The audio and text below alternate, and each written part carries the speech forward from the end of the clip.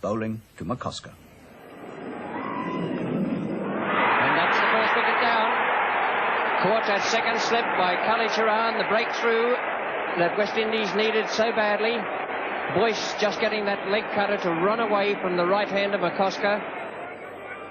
The run rate required by the Australians is just under 5 and over, 4.86. Great shot. Lovely shot from Ian Chappell. He's been aiming to club the ball away through extra cover 3 or 4 times, but he hasn't had his timing right until that one.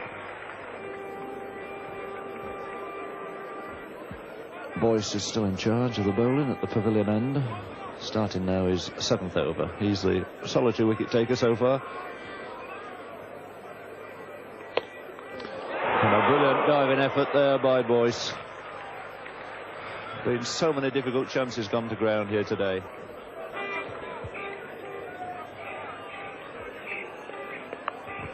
It's a short one, a great hook shot there by Alan Turner. Really latched onto that one, waiting for the short one. Put it away decisively behind square for 4. And Clive Lloyd, who invariably in these matches seems to come on for a few overs and very often snaps up with a valuable wicket. Field very much on the defensive, no slip for the West Indian captain. So the 2 captains here in direct opposition.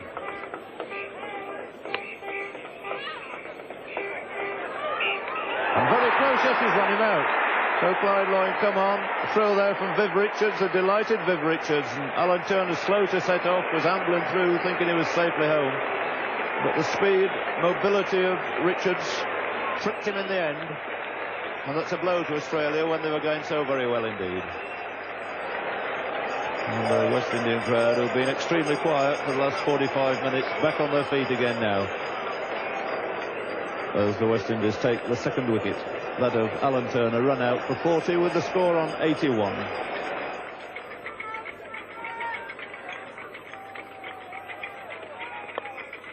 It's away all right this time. Beautiful shot. Elegantly clipped off his legs there by Greg Chappell.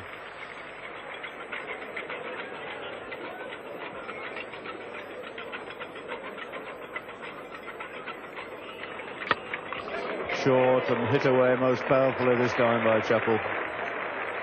Greg Chappell making a 2nd boundary there. What did he do to Ian Chappell?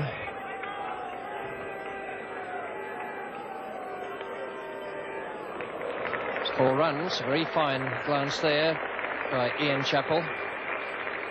So 5 runs from this over. Andy Roberts.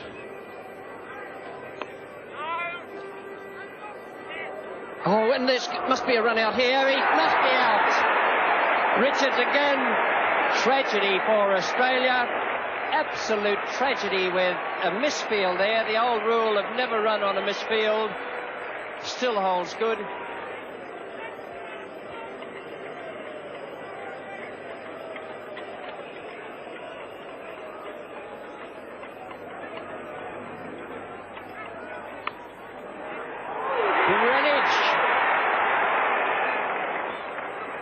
Waving that he hadn't caught it. It bounced just in front of him, but a great piece of fielding. That's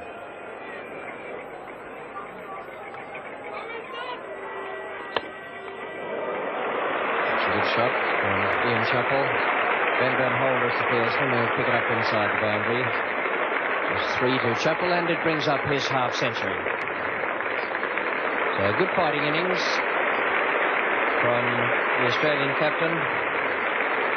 He's unfortunately been concerned in the 2 run-outs that have occurred in the Australian innings, but he's batted very soundly. He gave 1 chance. His 50 came up in 100 minutes, and it has included 4 boundaries.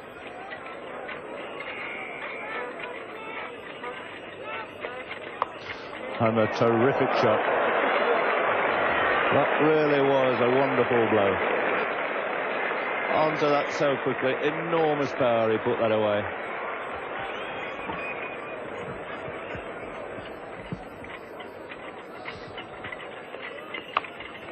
Oh, it's a glorious shot. Short, cut away off the back foot by Walters. And Walters certainly looking something of a menace now to these West Indian fielders. Beautifully timed shot. 162 for 3 after 38 overs. Clive Lloyd now pushing a man back on the deep square leg boundary. So a man on the deep mid-wicket boundary. 2 men back now. There are the fields. I think that Ian Chappell will be having something of a dart at him. Well, there's plenty of open spaces. And again they're in trouble, and again he's run out. Oh dear, what a calamity for Australia. And it's this man Richards again. Really tossed it away. Absolutely needless run out there by Australia. And utter confusion again between the 2 Australian batsmen.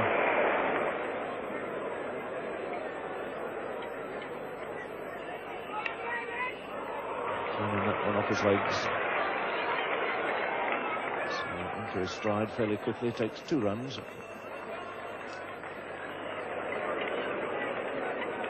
Clive Lloyd to start his 11th over. And he's bowling. So that's the wicket West Indies wanted. And that could be the turning point in the game. Walters, who looked and gave us a glimpse here of his true form, fall into Clive Lloyd with his score on 35.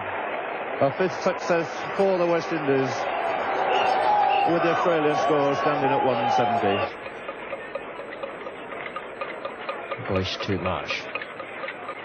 Bowled him, and that, I should think, is just about the end for Australia. Marsh bowled by Boyce, aiming away through mid-on. He made 11, and the Australians are 195 for 6 in the 47th over, chasing 292 to win.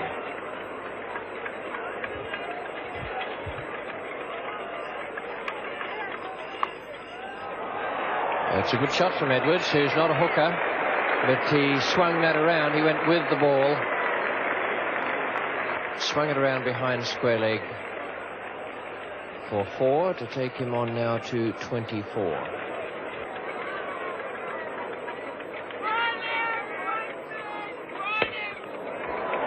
It's a very good shot.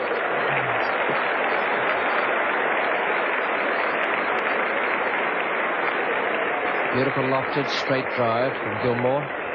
He's the youngest member of this Australian party in England at the moment.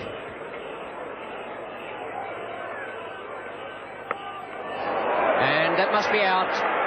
Kenai, and he's caught it safely. Just 10 yards in from the boundary. An attempted bouncer from Keith Boyce. And Kenai in all sorts of trouble there. 4 runs. It's a good shot from Walker.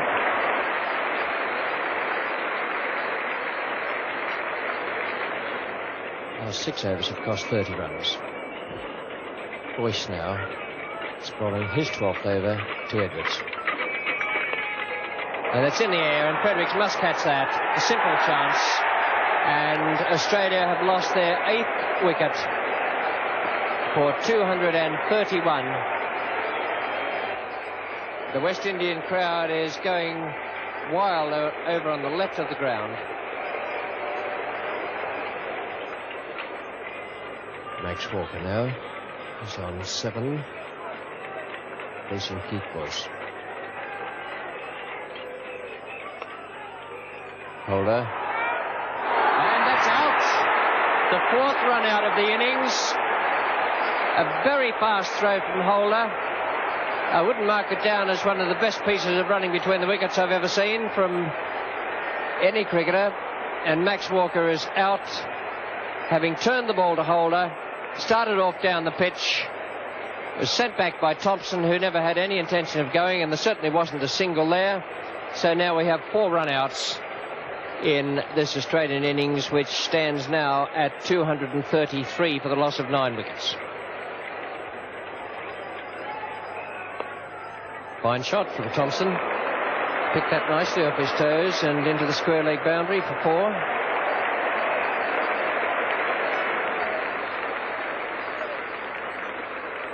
Australia now on to 243 for 9 wickets. And the West Indian contingent ready on the sidelines for the dash over and when West Indies can pick up this last wicket.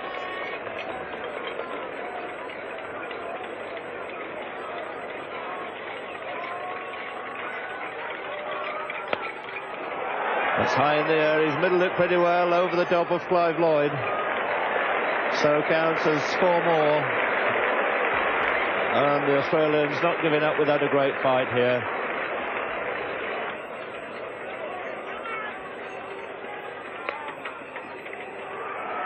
And he's missed this time. Otherwise we should have had the 5th run out. They're coming back for the overthrow.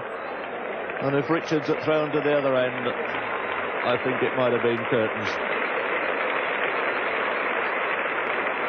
And the big crowd staying on here applauding the 250 achieved by Australia, and this has been a tremendous fight back. Full marks here to the Australians, standing on 250 for 9. Still wanting 42 more runs with their last pair at the wicket.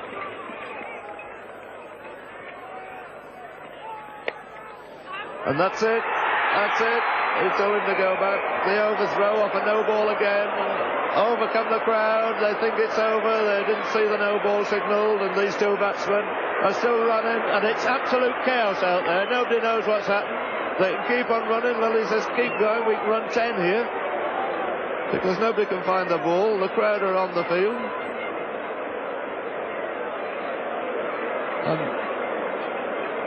Everybody trying to find out now how many they actually did run, what happened. It was a no ball, it was a catch taken, it was a shy by Fredericks at the wicket, and they ran the overthrows.